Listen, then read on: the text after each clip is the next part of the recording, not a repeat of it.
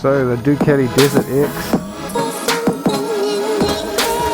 I'm here at Cyclespot. I come in here heaps, have a look at their bikes. I bought quite a few bikes from them actually, but yeah, I thought I'd come in and try the Desert X and give you guys my first thoughts on it and like initial riding impressions. I've never ridden it yet or anything, and I thought my opinion would be good because I've actually owned the Husqvarna Norden. I sold it pretty recently. I'll get into that in another video why I sold it, but that was a great bike as well. Yeah, I wanted to try this out because they've got a demo and give you guys my thoughts. Let's start it up. This one's just stock standard, I think. Doesn't have any crash bars or exhaust or anything. We'll try the rider modes. Oh, there we go. Let's go sport. I'll start in urban. It's a little bit of rain. Oh, that clutch pull is nice. Really smooth down low.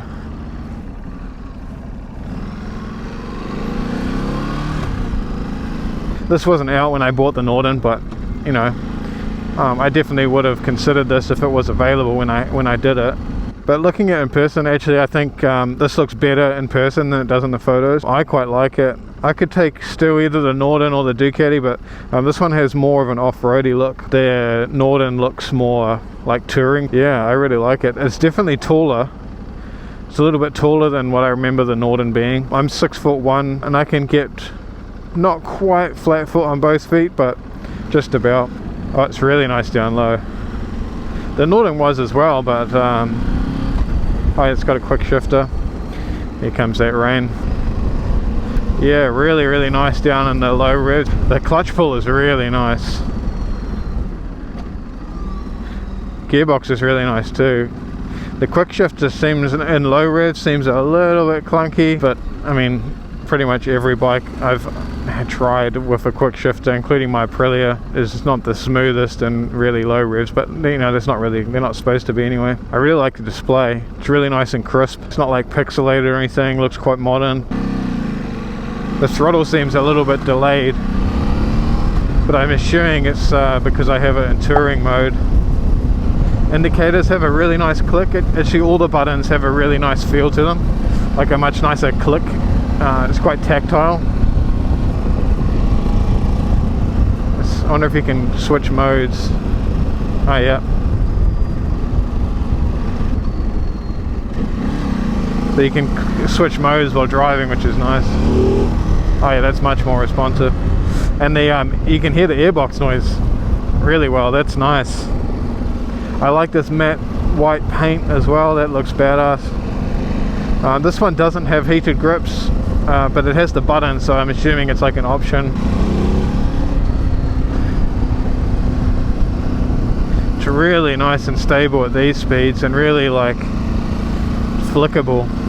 It's much more like you can flick it more than my Tuono V4. I mean, that's completely different bike. It's kind of pointless comparing it, but I think it's probably important to note what, you know, like if you've had other bikes in the past, it's going to affect your opinion on certain things like power and handling and whatnot. So you know, I do right now, I own a Tuono V4 factory, a 2022, and I also have a Harley Street Bob.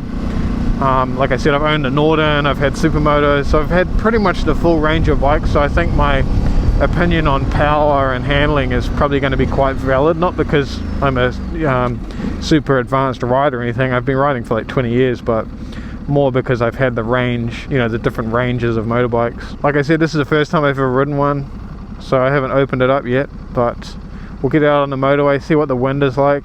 I did notice with my Norden, the wind was quite bad actually. A lot of people said that, and you know, it's going to depend on like who, you know, how tall you are, the helmet you have, you know, there's all sorts of factors to that. But for me at 6'1", the Norden was, that quick shift is nice. That'll sound mean with the exhaust as well, I reckon. Anyway, yeah, with me at 6'1", I did notice that the wind was quite bad on the Norden. Like my Tuono V4 is a naked bike, and it's much better on the motorway. You know, it does have a bit of a fairing, so it's not like a true naked bike, but I reckon this one does have more of an off-road feeling, like, you know, in terms of like off-road capability and the style of bike, not in terms of, I'm not talking like quality or like performance, but in between the T7 and the Norden, the Yamaha, you know, the Tenere 700 and the Norden, I think this one sits, which is a really good combo, because obviously the Tenere is a beast off-road. It's like a big dirt bike, and the Norden is still good off-road, but it's like more of a touring motorcycle that's really good off-road, whereas this feels like a good quality motorbike, and it feels more like a dirt bike. Oh man, at 6'1", this standing position with the foot pegs and the height of the bars is like perfect. Really nice standing position for my height. Oh, super stable in these corners.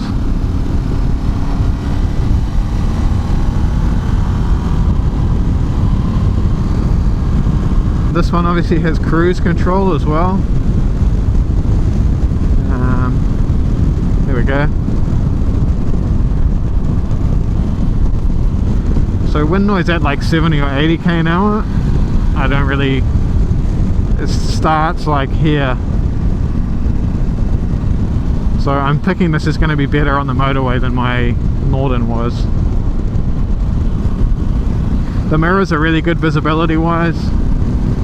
I can see a little bit of my shoulder in them, but not much. Oh yeah, this is a nice bike. Let's do a little like little pull.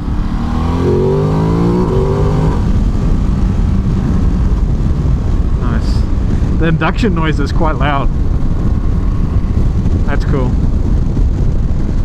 Sounds very like I don't know, like Ducati V2 Street Fighter, but not quite as angry. So smooth in the corners. I'm not getting any vibrations or anything. Nothing in the foot pegs. The foot pegs are really nice and wide, but I would definitely remove the rubber bits from them.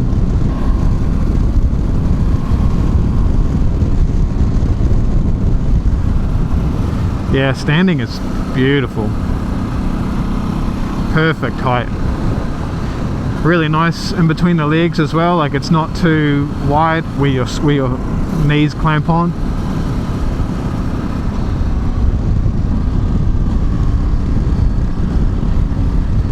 I love quick shifters so much. I don't know if I could not have one now. Brakes have a good feel. They're Brembo brakes.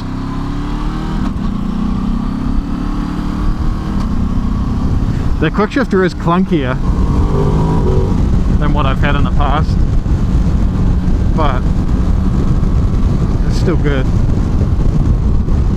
And you do have to put quite a bit of force into it, more force than what I'm used to on the Aprilia or the Norden. Immediately at like 100 k an hour, I'm definitely getting less wind than my Norden, 100%. I mean, that's probably going to be pretty obvious because the screen is taller, and I'm not getting any vibration here at like 110. The tiniest bit in my hands, really only the right hand. It's got a real nice kind of throaty sound. It feels a little bit better quality than the Norden, if I'm completely honest. I've never owned a Ducati, so I have tried most of them, like, and it feels about the same as all the other ones. Oh, it's really nice at slow speeds as well.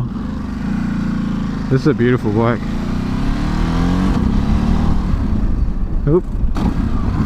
Ooh, false neutral there. Self-cancelling indicators, I'm not too keen on those. My Harley has them and I hate them, but I don't know if you can turn them off.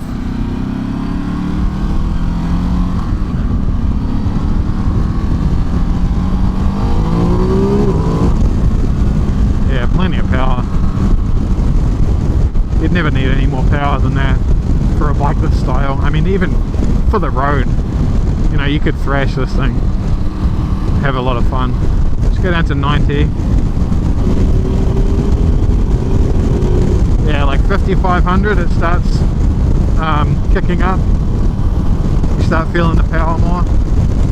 I think if you were 6 foot, you wouldn't feel any wind.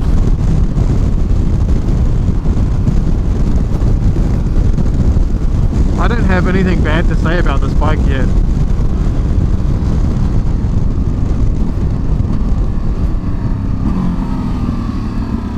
Engine braking's about perfect, I reckon. I'm sure you can change that in the rider modes. Most Ducatis you can. How wide are we?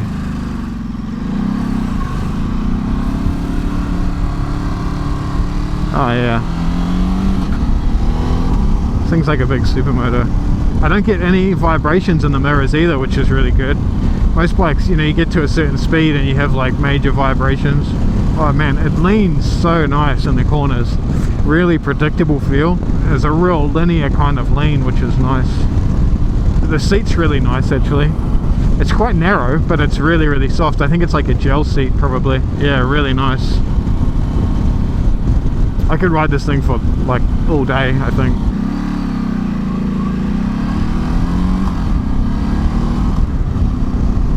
The engine's quite like tappy sound wise. Not bad. The Norden was too actually.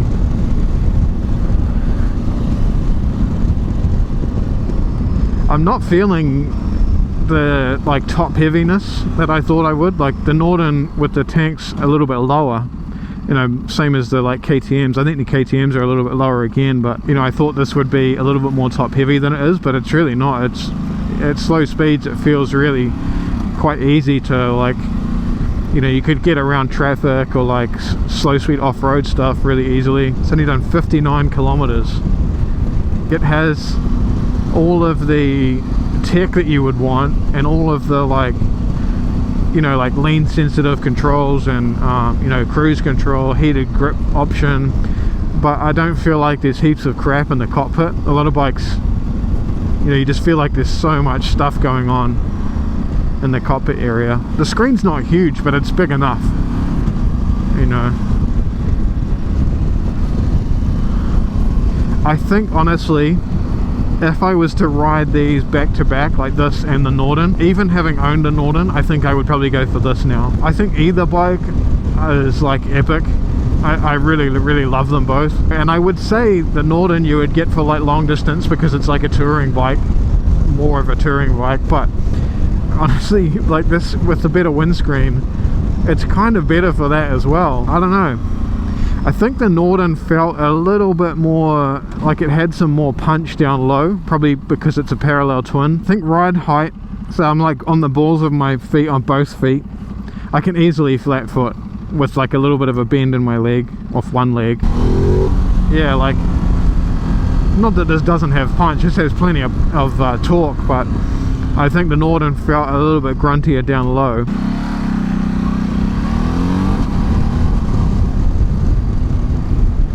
Your quick shifter, I have to put definitely more force into it than my Aprilia needs very little force, but sometimes it's a pain, like you'll hit it by mistake because it's quite touchy.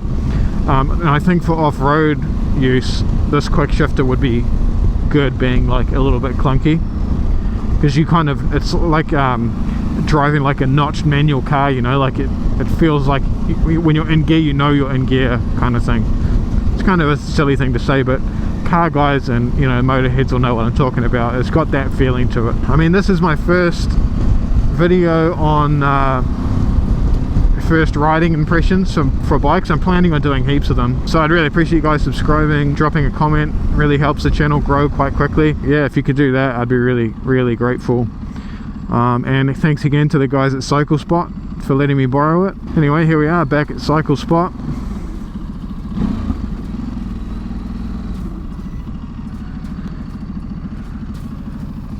Love the headlight look on this thing.